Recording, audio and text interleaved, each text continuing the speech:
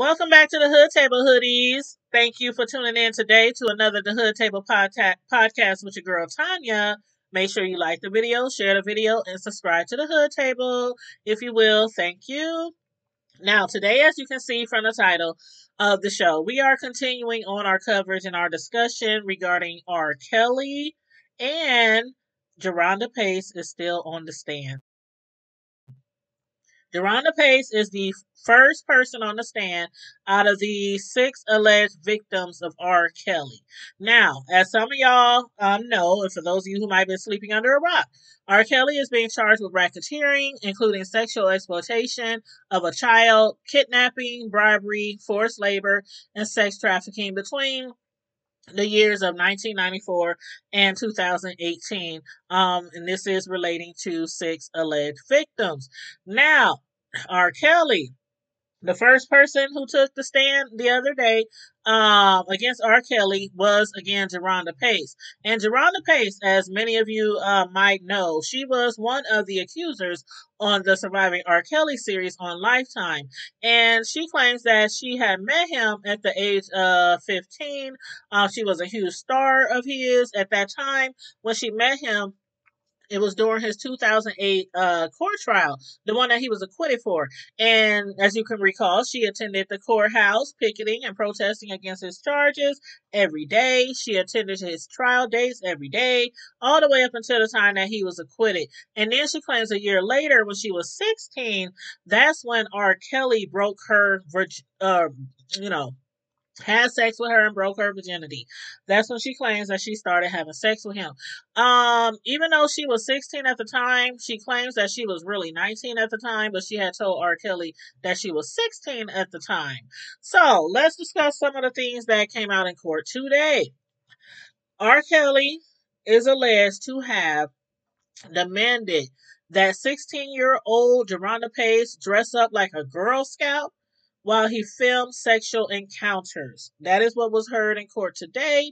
And as far as the videotaping, we all know so very well of all the allegations of R. Kelly as far as videotaping his sexual encounters. And it is said from the accusers that he used that to his advantage in order to blackmail a lot of his, excuse me, in order to blackmail a lot of his encounters, making them do some embarrassing things, some things that they might be ashamed of, that he threatened he would put out if they ever, testified against him or press charges on him and things like that.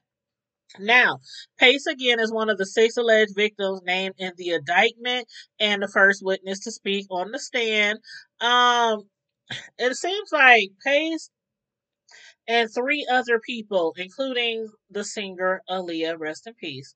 Those were the minors at the time of the alleged abuse in this particular case. And regarding to her age, again, she was underage when she claims that she was having sex with R. Kelly. She also claims that he became abusive like a couple of years later after they met, and that he also would force her to tell people that she was 19. So she's alleging that when she first met, she lied to him about her age, but then he continued on the relationship and forced her to tell people that she was older than she really was. Also, she claimed that he had choked her once during an argument and then forced her to have sex with him.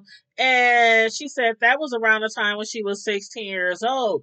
Now, we talked about the other day how in order to escape him, she claims that she had a uncle a few doors down. That's what she told R. Kelly, that she had an uncle a few doors down from him, and he had wanted to give her a pair of shoes. And he told her, yeah, go ahead and get those pair of shoes, but you better come right back. Instead, she did not come right back. She left. She grabbed her cell phone, left everything else behind, and called for help and told everybody what was really going on with her. Because remember, if you watch the Lifetime series, her family, her parents had no idea what was going on with that girl. They had no idea that she was skipping classes, going to his court, all the way up to it was acquitted. They had no idea that he had broke her virginity, that she was having sex with him, or being abused by him, for that matter.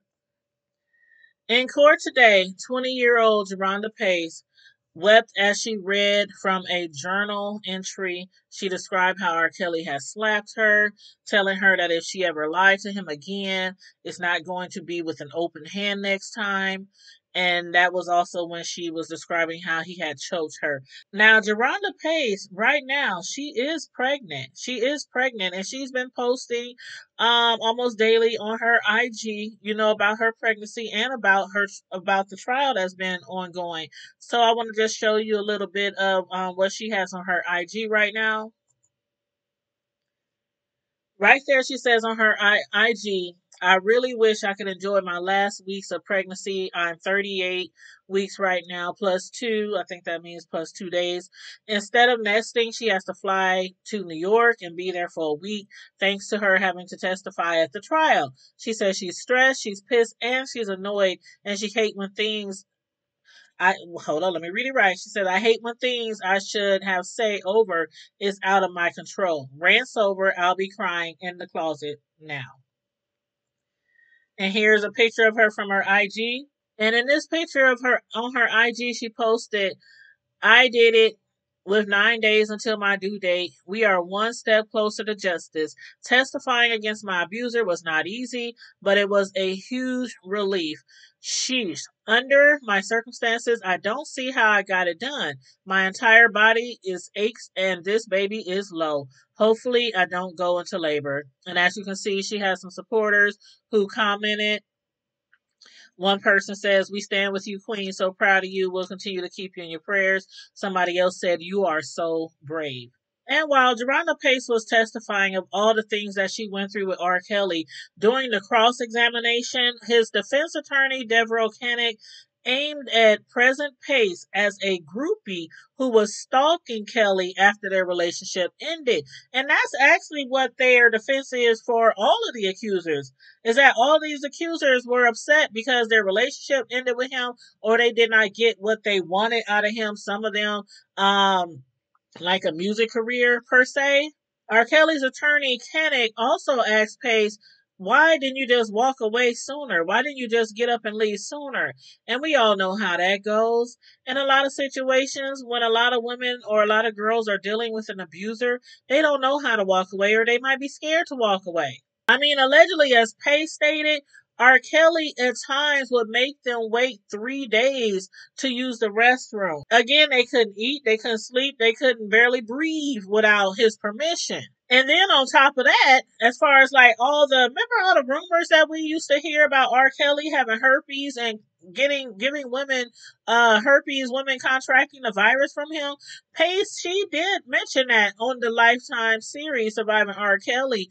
She did mention that she had contracted the virus from him. And so they had a doctor appear at court, and it was R. Kelly's doctor. His doctor of 25 years named Chris McGrath testified that he had prescribed R. Kelly with medicine to treat symptoms of genital herpes as early as 2007. McGrath also stated that he had prescribed the singer herpes medication so often that he memorized the phone number of the pharmacy. Now, before, that was just a rumor that we had heard. So to hear that come out in court today, it was all true. It was all true. And while all these allegations can be really damning to the artist, his defense attorney, Devereaux Canick, she basically, again, is making it appear as if Pace and others were just groupies and stalkers of R. Kelly, which Pace denied. She denied stalking him.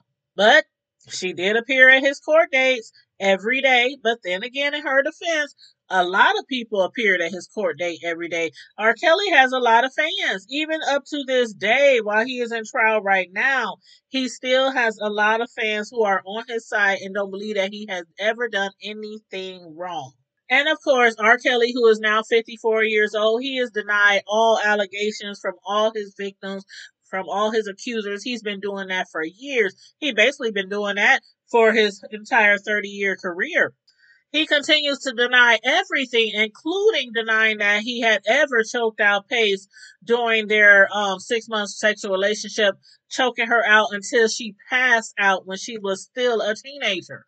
And along with that, his defense attorney Kennick also brought up a lawsuit settlement that Pace has signed, indicating that she agreed that she never revealed to Kelly that she was a minor. She said it was in exchange for hush money. Pace also says that she didn't realize what she was signing. But keep in mind, she was really young back then. And how many young people do you know that really thoroughly inspect or read through some type of agreement paperwork?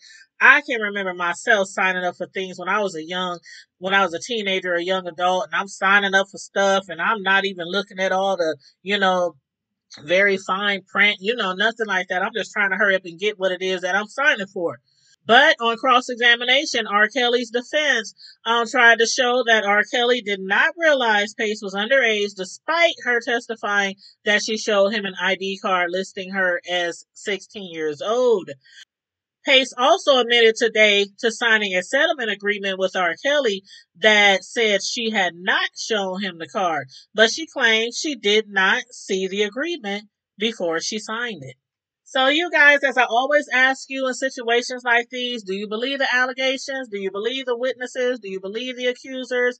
Or do you believe that R. Kelly is the victim here by fans that are bent on just getting revenge because their relationships didn't work out or their situations with him didn't work out? And now Pace, which is named in the court as John Doe number 4, she is one of the accusers, but there are going to be other female accusers and at least one male accuser also who is expected to testify for the government in this R. Kelly trial. R. Kelly could be facing life in prison if convicted for these charges. And even after this trial, he still has to go back to Chicago and face charges there. And again, he's being charged with racketeering, sexual exploitation of a child, kidnapping, bribery, and forced labor between the years of 1994 and 2018. So, in summary, what did we learn today? We learned that Pace is being named as Jane Doe number 4. We learned that she did contract herpes from the artist R. Kelly. We learned that all the rumors circulating around for years regarding him having herpes himself was true, and that his doctor of 25 years had prescribed so much medication to treat his symptoms for genital herpes all the way back to 2007. So again, you guys, let me know your comments on this case, on this trial. Let me know how you feel about everything. We are going to bring you information every day that there is a trial. We're going to break down some of the things that they spoke about in court to try to cover it for you guys. And make sure you guys always please like the video, share the video, subscribe to the Hood Table, and don't forget to always, you guys, keep it hood. Bye.